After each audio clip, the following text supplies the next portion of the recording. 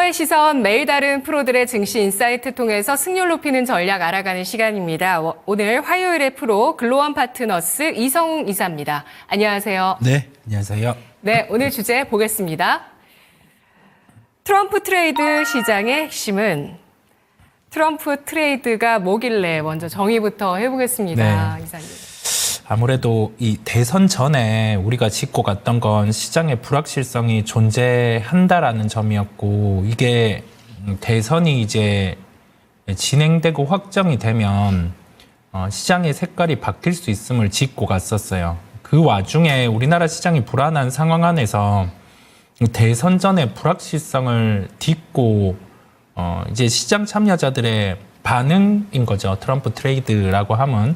그래서 이 반응이 어느 정도 지속되는가라고 하면 보통은 한 3, 4개월 정도는 지속이 됩니다. 지금 기준으로 보면 한 1월에서 2월 정도는 1월에서 2월까지는 지속된다라고 보시면 될 것 같고요. 그리고 나서 시장 방향은 실제 이제 취임을 하고 나서 그리고 나서 반대급부로도 좀 흘러갈 수 있어요. 그건 또 추후에 보는 거고, 현재로서는 주요 정책 중심의 업종 접근이 필요합니다. 이건 미국 시장의 반응에서도 지금 기존과는 다르게 산업재 쪽에 강세가 나타나고 있고, 그다음에 정책과 관련해서 뭐 비트코인 관련된 종목들 같은 경우가 여전히 좀 강세를 나타내고 있는 상황이고, 그다음에 직접적인 그 당선인과 연관된 인물이 앨런 머스크다 보니까 뭐 테슬라가 역시 강한 모습들이고 그런 상황이에요. 그래서 우리가 지금 파악해야 될 거는 핵심 정책이 뭔지, 그다음에 여기 더해져서 우리나라 시장 뭐 반응은 어떤지, 그런 점까지 한번 살펴보시면 그래도 어려운 시장 와중에 좀 도움이 되시리라 생각이 듭니다. 네, 트럼프 미국 대통령 당선인이 승리 연설을 할 때 특별히 일론 머스크에 대해서 천재, 우리가 보호해야 될 존재 이렇게 치할 정도이다 보니까 시장에서는 일론 머스크 트레이딩도 일어나고 있다. 네. 이런 분석도 나오더라고요. 트럼프 당선인의 핵심 정책이 트럼프 트레이드의 핵심이겠죠. 핵심 네. 정책 어떻게 파악하시나요? 우선 이번에 2016년과 좀 달라진 부분은 친기업 정책이라는 점입니다. 뭐 법인세 감면과 관련해서 기업들에게 유리하게 진행되는 부분을 우리가 확인을 할 수 있었고요. 그게 왜 달라졌냐라고 하면은 2016년 당시에는 실리콘밸리 쪽의 기부금이 크지 않았어요. 그런데 이번에 7월에 그 각 후보에 대한 기부금을 받을 때 트럼프 당선자에 대한 기부금은 실리콘밸리 쪽, 그다음에 친 비트코인에 대한 자금이 역대급으로 컸습니다. 그렇다 보니까 지금 상황에서는 친기업 성향도 있고, 그다음에 빅테크 쪽 같은 경우도 어찌 보면 좀 규제에 대한 강화가 가능하지 않을까라고 했는데, 지금의 스탠스는 규제 강화는 아닌 것으로 보여요. 예, 그래서 이 부분은 좀 미국 기업에게는 긍정이라고 할 수가 있겠고요. 관세 강화 측면이 있죠. 각국의 비례해서 이 관세를 배분하는 측면과 함께 중국 쪽 같은 경우는 고율 관세가 적용될 가능성이 높습니다. 네. 그래서 이거는 변수예요. 그래서 관세 강화라는 면이 있겠고, 절대적으로 또 자국 우선주의죠.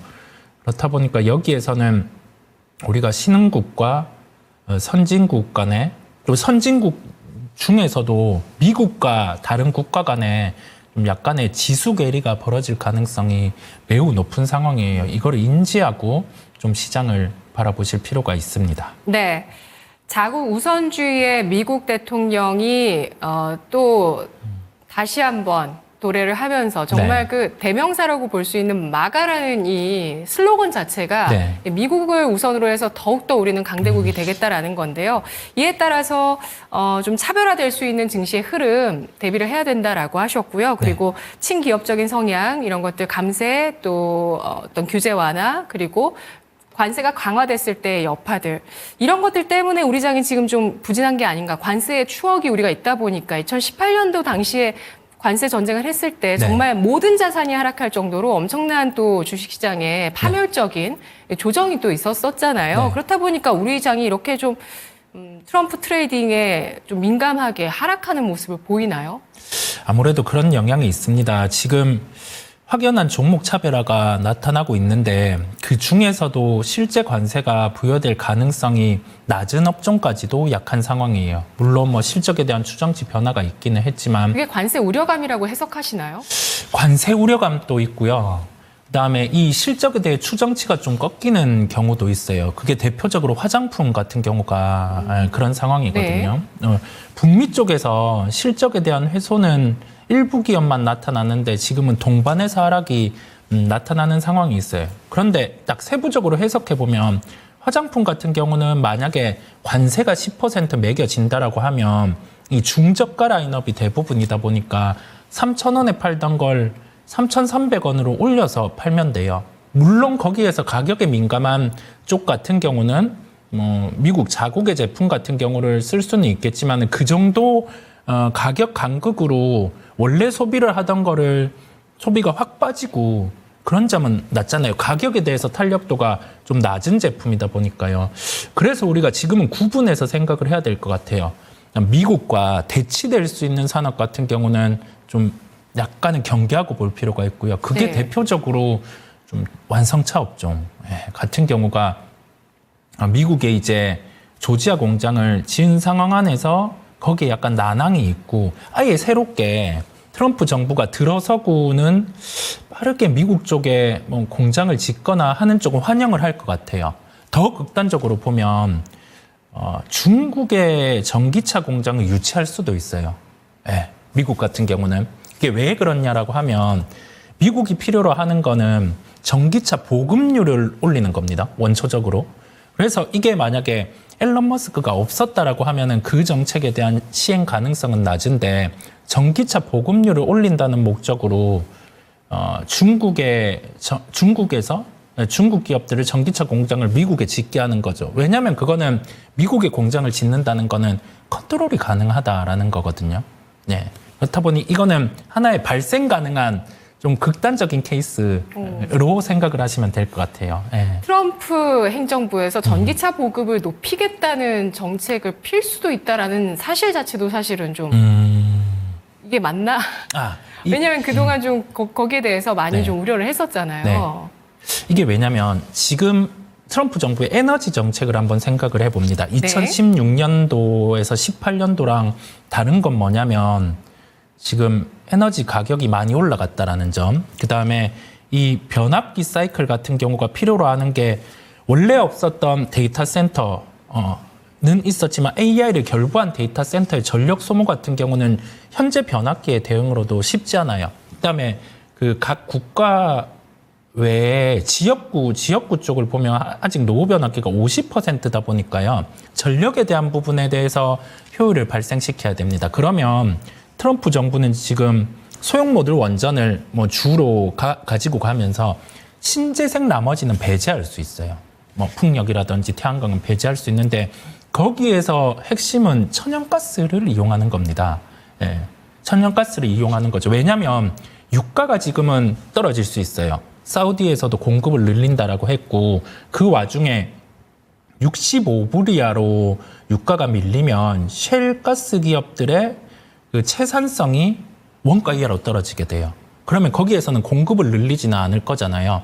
그런데 나머지 뭐 사우디나 이쪽에서는 계속 공급을 늘려가는 거죠. 그 반대급부로 원가가 빠지니까 천연가스 쪽에 대해서 인프라는 좋아질 수 있습니다. 가격이 올라오니. 그러면서 인플레이션은 막아야 되는데 여기에서 에너지 가격은 어느 정도 컨트롤이 되니 친환경 쪽으로 나머지 제품 쪽에 드라이브를 걸 수 있는 거죠. 왜냐하면 미국만 강하면 되니까 로컬로 공장들을 불러들이는 거죠.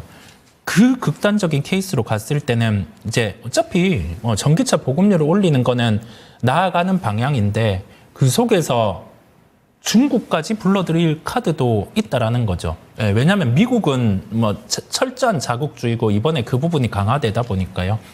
뭐 그럴 가능성도 열고 시장을 좀 보면 될 것 같아요. 네. 그러면 국내 장 안에서의 반응을 봤을 때는 일단 트럼프 행정부의 관세 정책 혹은 그 외에 어떤 정책에 대한 불확실성들로 인해서 조정을 받고 있는 상황이고 미국과 경쟁을 하고 좀 맞붙을 수 있을 만한 그런 업종보다는 다른 쪽에 대한 시장의 관심이 좀 더 이어지고 있다는 말씀이신데요. 네. 그 구체적으로 시장은 어떤 쪽을 선택을 하고 있다고 보세요?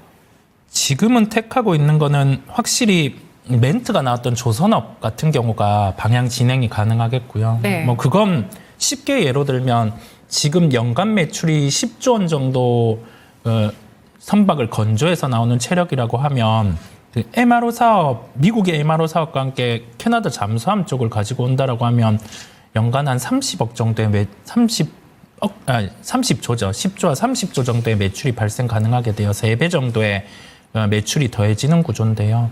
그래서 이번에 그 멘트가 나오고 주가가 한 30% 정도 반등한 이유가 그 속에 있습니다. 그러면 이걸 환산해 보면 아직도 뭐 주가의 상방은 나오지 않은 상황이에요. 실제 수주가 나오면 세론이 나오는 게 아니라 더 주가가 상승할 수 있는 부분이 있겠고, 미국과 협업 구조로 갈 수 있는 쪽은 소형 모듈 원전 같은 경우도 가능합니다.